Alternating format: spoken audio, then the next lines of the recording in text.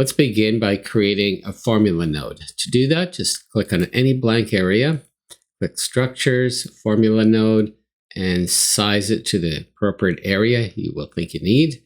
And then I'm going to add a visible item, the label, and line numbers. Okay, right here. And now, let's say I wanted to type a comment, just a double line, just like on the Arduino. And then I've typed in my name. And let's say we wanted to define a variable, float, and then maybe the variable temperature. And then we go to the next line, and we could even say something like temperature is equal to variable 1 times 5. Okay, and we also need to put a semicolon here. Now that we've done that, this is just a simple example here. You can come over to the right, and we'll have a variable. Okay, sorry, we're going to create a variable on that output, and we're going to name it temp, because we want to see the value of temp. Okay, and then our input is going to be on the left-hand side. If we want to adjust this, we can do that. We're going to add an input, and we're going to call that input variable 1. And you have to use the same case. We're going to use variable 1. And then if I want, I could add, okay, let's say I want to create a control. Okay, and you can rename that control. And over here, I want to create an indicator. Okay, so if you were to run this program, it would take the input variable value, pass it to variable 1, and then temperature would be equal to variable 1 times 5. Okay, and you can even do a calculation on the numbers that you worked with. An expression node is a little bit different than a formula node, and I'm just going to show you the difference. But what it is that the input here represents an unknown value. In this case, we'll call it x. And then I'm going to multiply x by 9 divided by 5 and then add 32. And that converts Celsius to Fahrenheit. So in this example, we only have one variable, which is x. And it performs the operation, takes the input value for x, and sends it to the output. In the previous example, we used an expression node. Now, I found that under Numeric. It's on the very bottom right-hand side. So right here, Numeric, sorry, and expression. And there's just one input variable that we're going to call x and one output. The difference with the formula node, let me just erase this, is I can have many different inputs. Every time I want to add an input, I right-click and say Add Input. Or if I want to add an output, I right-click and do Add Output. I'm just going to delete these so they don't interfere with what I'm doing. So just select it and delete it. Select and delete, which I've done. So here's my program. And I have a few numeric inputs, and they're integer data type. I have start, stop, overload, motor, and motor output. And this is the part that has the feedback node. So whenever my motor goes true, it feeds back to the input to keep it true. That's the latching part. And the feedback node can be found by right-clicking and going to structures, and that's the feedback node. So the other thing the feedback node has is an initial value, and I've made it equal to 0. So when you start your program, motor is equal to 0. When you press the start button, motor's going to go to 1, and this holds it.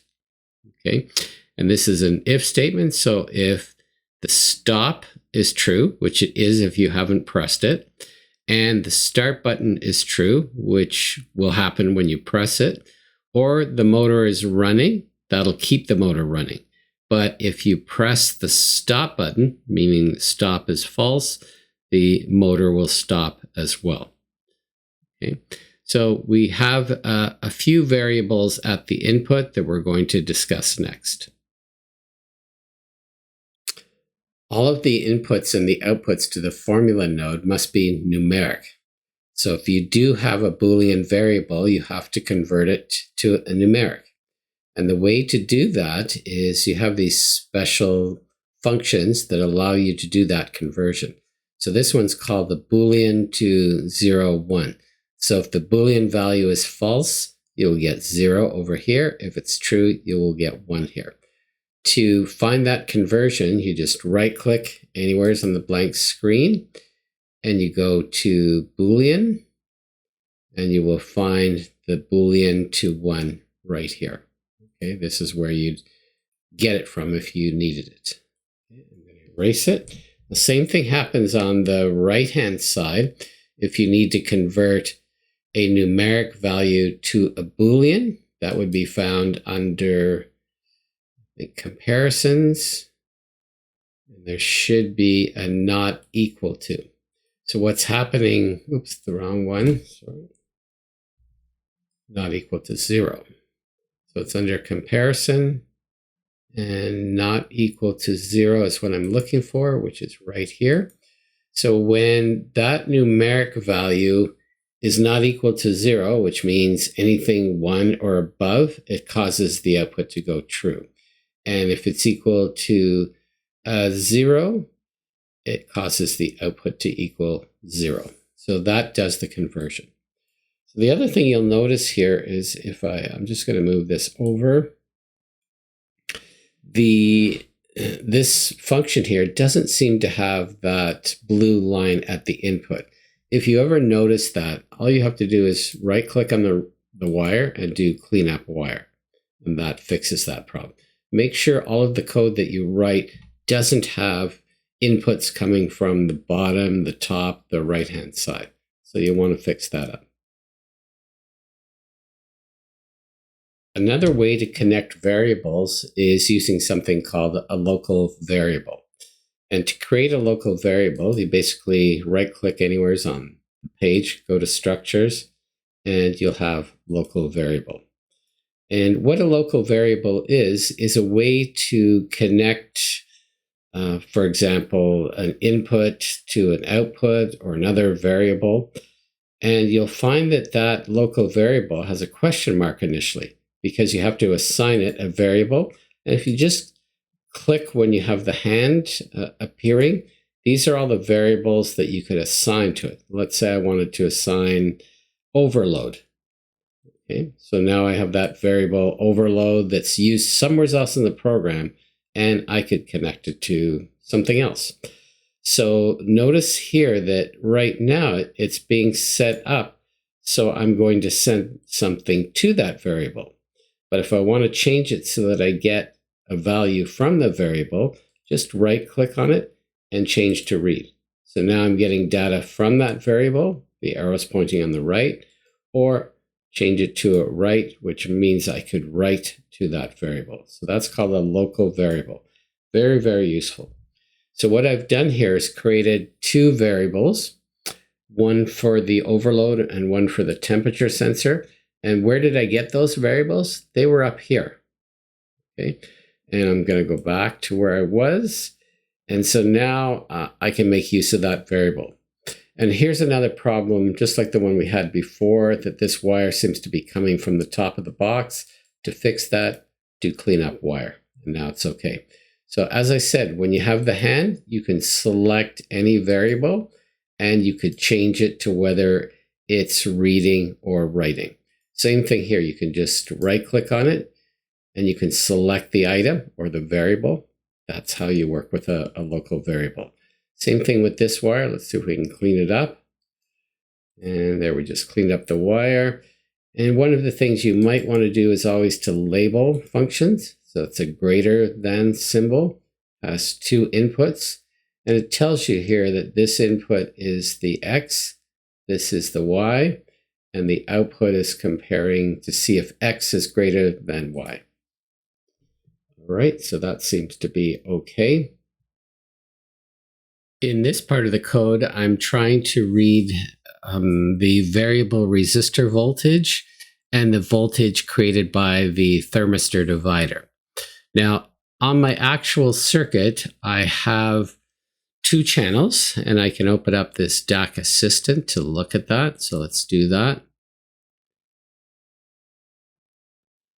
Okay, and this is very helpful. If you click on the run, okay, and you see my two voltages here, I can bring this down.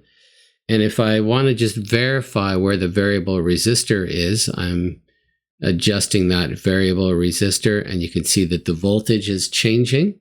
The other thing that's always very useful is to open up details. So it tells me that voltage 1, the one that's changing, is the variable resistor. So I'm connected to channel 1. And then channel 0 is the thermistor. Let's see if I can make that go up. It's 2.24 right now. 2.3, 2.4 as I'm heating it up. So that proves that channel 0 is the thermistor. That's important to know. So once we've got that done, we can press stop here. And you want to make sure it says one sample on demand at the bottom. I've got the two channels.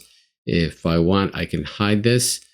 And not sure why I had this, but you want that signal range to be between 5 and 0. Okay. And you can use between differential, which I have, but the 0 minus is connected to ground. So that'll work fine. Once all that's done, you click OK. And what I want you to notice here is that coming out of the DAQAssist is this blue wire. So that's called the dynamic data type. And it can have many channels. It could have the date and time as a timestamp. And then we need to break those channels that are in that one line into two separate channels. So we can then display that information. So to do that, I'm going to use this special function, and that can be found by right-clicking. I think it's under Express and Signal Manipulation. And then under Signal Manipulation, you'll see From Dynamic Data Type, and that's where you would put that. Now, there are a lot of choices here. A very common one is a one-dimension array of scalars, but sometimes it'll be a single scalar. Okay? So I'm going to cancel that. The other thing you might want to do is select the channel that it's coming from. And you can do that by right-clicking. Just double-clicking. And it tells you right here that this is channel 0. But that's only if it's a one-dimensional array of scalars. But we want a single scalar. So now we get the choice to select the channel. Okay. And the other thing that you'll find is that there's actually a little icon or dot up here that allows you to add the channel. So what I did is create and constant, and that's where I put the channel. So I know channel 0 is the thermistor, and channel 1 is the overload set point, which is adjusted with the variable resistor. And then what we also did is to simulate a real temperature. The voltage that I'm getting from the variable resistor can range from around 2 to 3 volts, and 2.5 volts would be typical. So 2.5 times 20 would simulate that we have 50 degrees. And the variable resistor can be adjusted from 0 to 5 volts approximately to get up to 100 degrees for our temperature, simulated temperature. Okay. So that's this part of the code. In the next part of the code, we want to be able to turn on a red and green LED. The green LED is going to represent the motor, and the red LED is going to represent the overload. So let's see where I obtain those two pieces of information. So from the formula node, the output of the formula node tells me if the motor is running or not. And I sent it to a local variable. So I'm feeding that information into my local variable. And that local variable is called motor run digital IO 0 green. And so any other place where I have that variable name, it'll update that variable with this new value. And so I have that over here. Okay, so this is my indicator for the motor, whether it's on or off. So I will see that indicator, and it's also feeding it into this build array. So it goes out to the real hardware to turn a light on or off. Same thing for this overload. And I had that from my program, and you can see it right here, but it was generated by this bit of code down at this bottom section right here. Okay. Now, if I go back and look at this part of the code, I'm using a build array, and I was able to get that from the array function. And as I said before, it's a good idea to show visible items, and that's turned on by the label. So in this area, what you'll notice is that you have a thicker line right here, and that's coming from an array. So I've created an array using 2 elements, and that's because this DAQAssist is going to have 2 different digital outputs. So 2 elements of the array going into the array. This is my light. And then I double click on this DAQAssist. Okay, and it tells me here that this is a digital line output setup. And I often go to details and make sure that my digital output is the correct channel. So channel 0, channel 1. We can actually run it to test it right here. Okay, so if I do change my output, I'm going to try to do that maybe with a push button, but maybe I'm in an overload condition. Plus I'm not running. So let's just, yeah, we are running right now, but the whole program's not running, so I'm not getting an update to those bits. Make sure this is one sample on demand. And once you know everything is okay, you can just click OK. So the other thing I wanted you to notice is that the first input, the top input, is going to line 0, and the second one is going to line 1. So if you close that, what that means is this top channel is going to 0, and this bottom one is going to 1. Now we can do the same thing over here for this DAQAssist. This time, though, we're going from an array coming out of the DAQAssist and breaking it down into individual elements. Okay. Now you can put the index here, but it defaults to 0. So if I open this up, it'll tell me, I think it's connected to bits 4 and 5. If you go to details, yes, it's connected to 4 and 5. And if I hit run, it's going to show me the status of those bits, okay, which it just did. So I can close that again. Now let's actually try running the program. So this is my code. I have the motor connected. It's going to go to one of my outputs. I run the code, go to the front panel, and on my board, my red LED is on right now because my temperature is way past the overload. So I'm going to adjust the overload so I don't have an overload condition. Okay, 46 will do that. So I want to turn the motor on. I'm going to press the green start button, turns the motor on. The red stop button turns it off. Now, I don't have the overload part written into my program. That's something that you're going to have to add. But just about everything else is shown. One of the last things I want to show is how to work with numerical values. So I have a number in this box here, and it's to 1 digit of precision. So if I right click on that box and go to display format, you can see that I have it set up for floating point, 1 digit, and it needs to be 1 digit of precision. You have 2 choices, significant and digits of precision. The other thing is you want to turn off the hide trailing zeros. So 3 things here: floating point, 1 digit, and digits of precision. Once you've selected all of that, select OK. Now, if you want to change the color or the size of the text, let's say I want to make this text a little bit bigger and I wanted it to be blue, you'd come up here and I want the size to be maybe 36 and I want the color to be blue. The only other thing that I find a little bit annoying with LabVIEW is you can't make those multiple choices. You seem to only be able to do one at a time. So that allows me to change the color, the size, and so on. The other thing that's very useful are these icons here. What these do are order, and then alignment, vertical alignment and horizontal alignment. That can be very useful.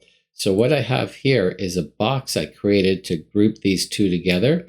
And then actually you can combine them all. And then you can group them together. I think there's a way to group these. Yeah, I can group them together. So now when I move this around, the whole thing is grouped. And you can ungroup as well. Okay, and to find these boxes of decorations, it's a right click and it's decorations, and these are all the types of decorations that you can have. And I think I used a raised bevel box.